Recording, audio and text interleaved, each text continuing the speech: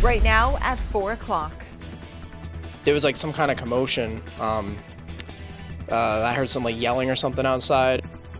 A parent's nightmare come true. Providence police on the hunt right now for a man after police say he tried to kidnap a young girl.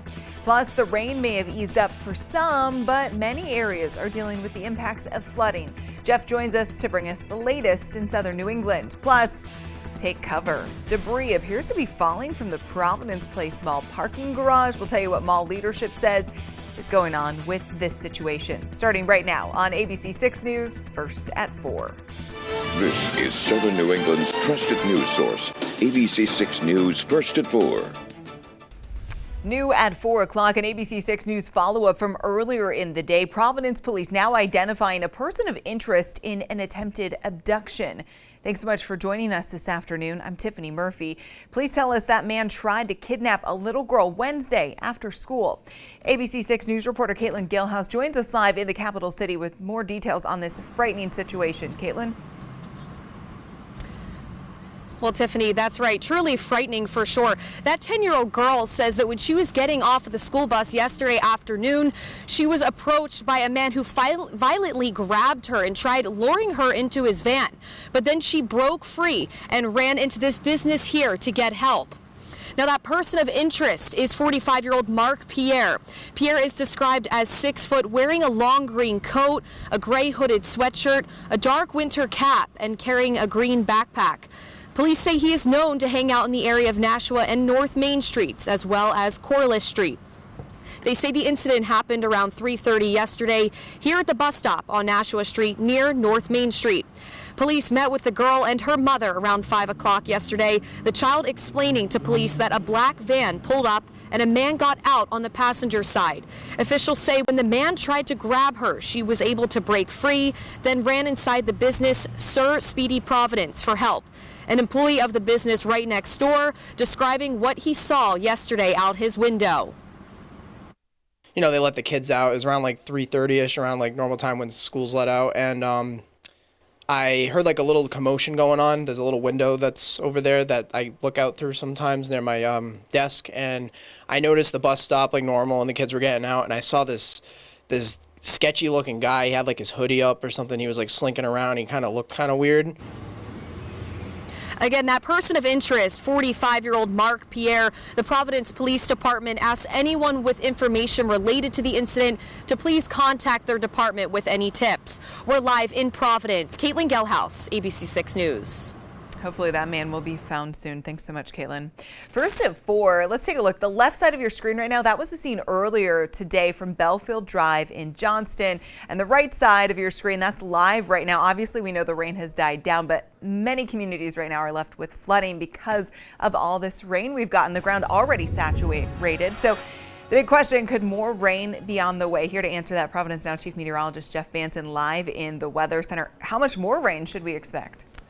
Really none, Tiffany. We have gotten a well-deserved break and will continue to do so for the next couple of days. Really, since this morning, that rain from last night tapered off quickly. Just a couple of very light showers out there at the present time. Very, very light green. Good news, and it's all pushing off to the east at this point.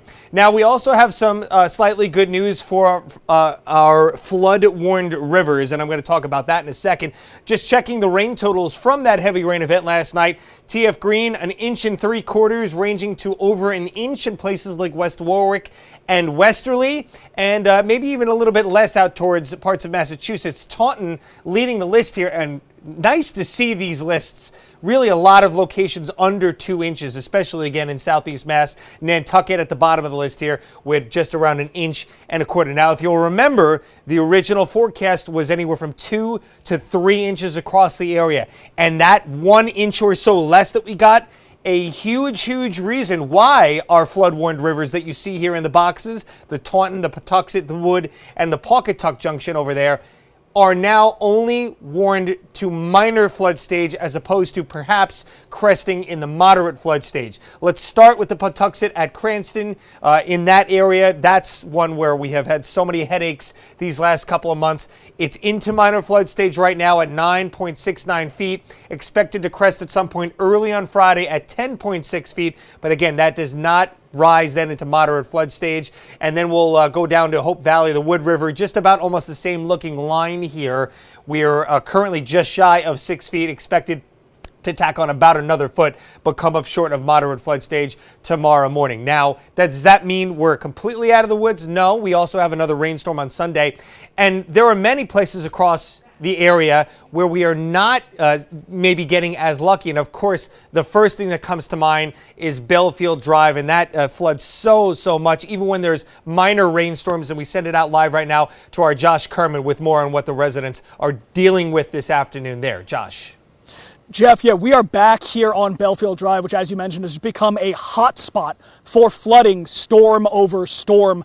Really anything that comes our way seems to flood out part of the road here. Now, we've been here a few times over the last few months, so I can at least say this is not the worst we've ever seen it.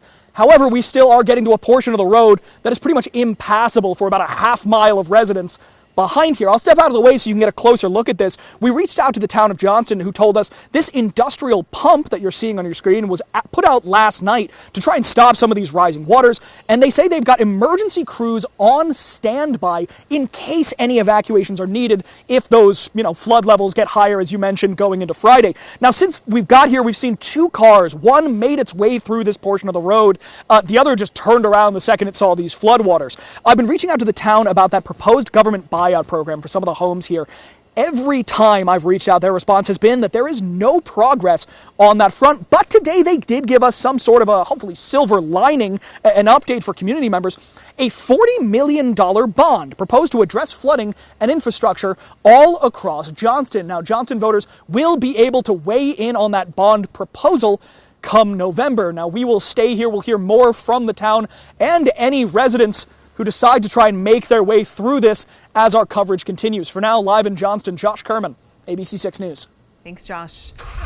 Now to an update on the commuter crisis. RIDOT says it's on time and does expect a release of a plan of action for the Washington Bridge very soon.